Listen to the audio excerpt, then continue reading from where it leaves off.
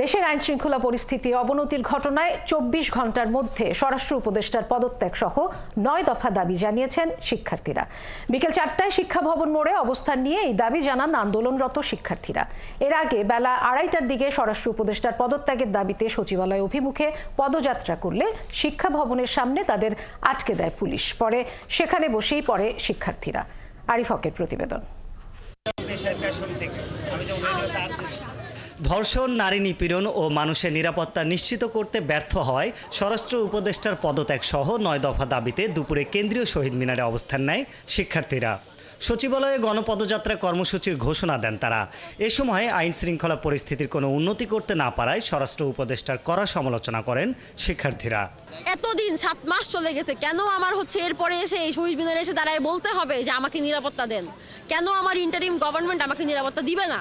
নিরাপত্তা দেওয়া দূরে থাক, তাদের তো মিনিমাম সেন্সিটিভিটি আমি দেখতেছি না। আসলে সরকারকে এইটাই বলতে চাই যে আজকে আমরা আগে ফেসিবাদী সরকারের কোনো অন্যায়কে প্রশ্রয় দেইনি, আশ্রয় দেইনি, তাদের বিরুদ্ধে জীবন বাজি রেখে লড়াই করেছি। আপনাদের কোনো অন্যায়কেও আমরা বরদাস্ত করব না। পরে স্বরাষ্ট্র উপদেষ্টার পদত্যাগের দাবিতে সচিবালয়ের দিকে পদযাত্রা করেন শিক্ষার্থীরা। তাদের দলটি শিক্ষা ভবন মোড়ে পুলিশের বাধার মুখে পড়ে। পরে সেখানে অবস্থান নিয়ে দাবি আদায়ে আরও কঠোর কর্মসূচির ঘোষণা করেন শিক্ষার্থীরা। আমি যে একজন নারী, আমি যে নিরাপদে বাড়িতে ফিরতে পারবো, এই নিরাপত্তা এই গ্যারান্টিটা আমাকে কে দিবে? এই রাষ্ট্র দিবে, কিন্তু সেটা আমরা দেখতে পাচ্ছি না। শিক্ষার্থীরা বলেন, ছাত্র জনতার অভ্যুত্থানের রক্তের উপর দাঁড়িয়ে আছে এই সরকার। স্বরাষ্ট্রের দায়িত্বে থাকা উপদেষ্টাকে সম্পূর্ণ ব্যর্থ দাবি করে প্রয়োজনে আরও কঠোর কর্মসূচির কথা বলেন শিক্ষার্থীরা।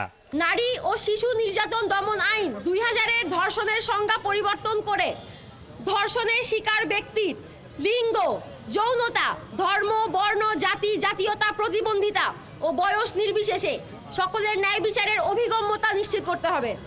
সরকারকে ২৪ ঘন্টার আলটিমেটাম দিয়ে বিকেল ৪টার দিকে কর্মসূচি সমাপ্ত করেন শিক্ষার্থীরা। বেঁধে দেওয়া সময়ের মধ্যে দাবি মানা না হলে মঙ্গলবার মশাল মিছিল নিয়ে স্বরাষ্ট্র মন্ত্রণালয়ে পদযাত্রার কর্মসূচি দেয়া হয়। আরিফ হক, ৭১, ঢাকা।